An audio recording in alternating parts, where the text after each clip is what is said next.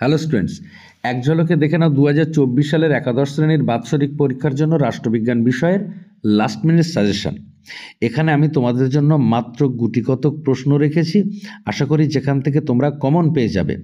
তবে যারা সারা বছর ঠিকঠাকভাবে পড়াশুনো করেছো বা ইতিমধ্যে একটু বেশি বেশি করে প্রশ্ন তৈরি করে রেখেছো, তোমরা তারা একটু মিলিয়ে দেখে নাও যে তোমরা যে প্রশ্নগুলো তৈরি করেছো তার মধ্যে এই গুরুত্বপূর্ণ প্রশ্নগুলি আছে কিনা।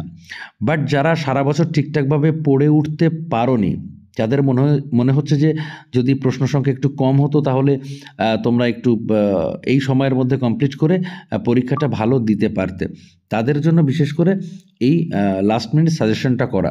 তো তোমরা প্রশ্নগুলো দেখে নাও, গুরুত্বপূর্ণ।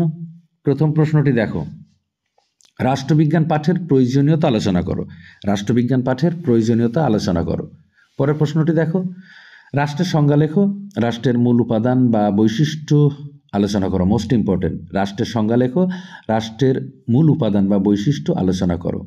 পরের প্রশ্নটি দেখো, রাষ্ট্রের উৎপত্তি সম্পর্কে সামাজিক চুক্তি মতবাদ আলোচনা করো। মোস্ট ইম্পর্টেন্ট, রাষ্ট্রের উৎপত্তি সম্পর্কে সামাজিক চুক্তি মতবাদ আলোচনা করো। পরের প্রশ্নটি দেখো, আইনের বিভিন্ন উৎসগুলি আলোচনা করো। আইনের বিভিন্ন উৎসগুলি আলোচনা করো। Most important question.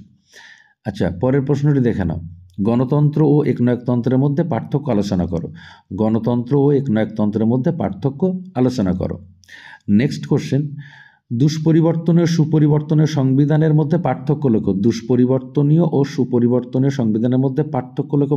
Most important. পরের প্রশ্নটি দেখো, যুক্তরাষ্ট্রীয় সরকারের সংজ্ঞা ও বৈশিষ্ট্য আলোচনা করো। যুক্তরাষ্ট্রীয় সরকারের সংজ্ঞা ও বৈশিষ্ট্য আলোচনা করো। Most important question. পরের প্রশ্নটি দেখো, এককেন্দ্রিক ও যুক্তরাষ্ট্রীয় সরকারের মধ্যে পার্থক্য লেখো। এককেন্দ্রিক ও যুক্তরাষ্ট্রীয় সরকারের মধ্যে পার্থক্য লেখো। পরের প্রশ্নটি দেখো, সাংবিধানিক প্রতিবিধানের অধিকার আলোচনা করো বা শাসনতান্ত্রিক প্রতিবিধানের অধিকার আলোচনা করো। Most important question. তারপরের প্রশ্নটি দেখো, মৌলিক অধিকার ও নির্দেশমূলক নীতির মধ্যে পার্থক্য লেখো। মৌলিক অধিকার ও নির্দেশমূলক নীতির মধ্যে পার্থক্য লেখো। তো এই হলো তোমাদের জন্য মোস্ট ইম্পর্টেন্ট 10টি প্রশ্ন। আশা করি এখান থেকে তোমরা কমন পেয়ে যাবে।